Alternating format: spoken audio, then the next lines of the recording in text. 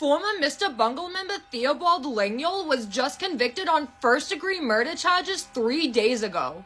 Before we get into it, I do just have a couple of trigger warnings, and those would be for DV, suicide, and violence and graphic imagery. Mr. Bungle is an experimental rock group that formed in 1985 in Eureka, California, and they are most well known for their frontman being Mike Patton, who later formed Faith No More.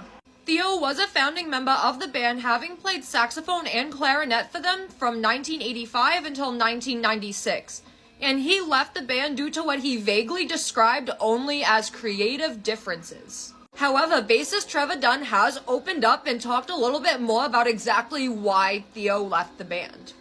We unanimously decided to go on without him because he wasn't growing with the rest of the band and we were running out of things for him to do.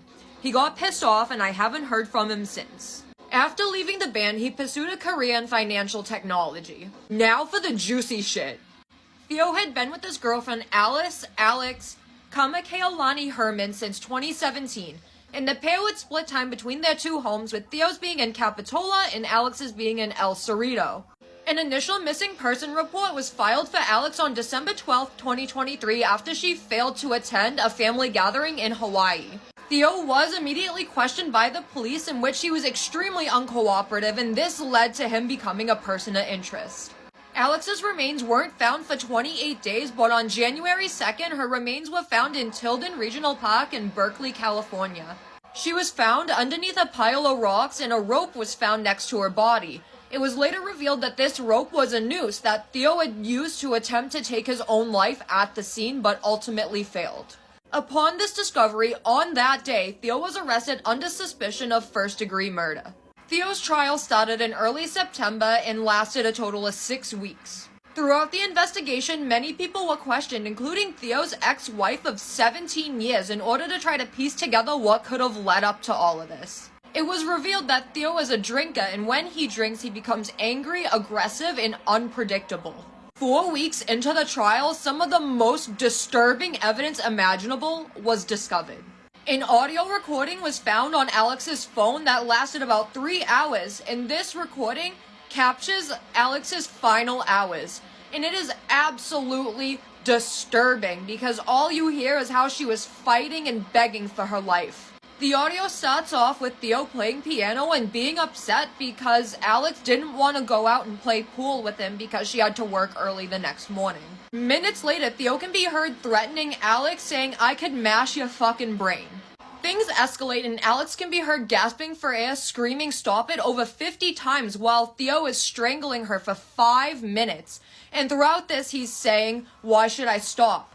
How do you want to die? How about I strangle you to death?"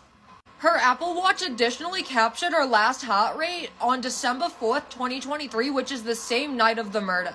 Traffic cameras also captured Theo driving around El Cerrito and the surrounding cities in Alex's red 2007 Toyota Highlander that night.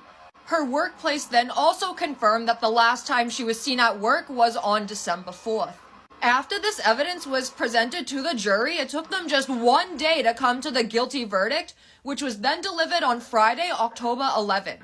Legnol's counsel didn't even try to defend him or try to get him a lesser sentence. They fully admitted that his actions were willful and premeditated, as well as there being an expressed intent to kill. Legnol's sentencing is scheduled to be on November 7th, where he will most likely receive life without a possibility of parole.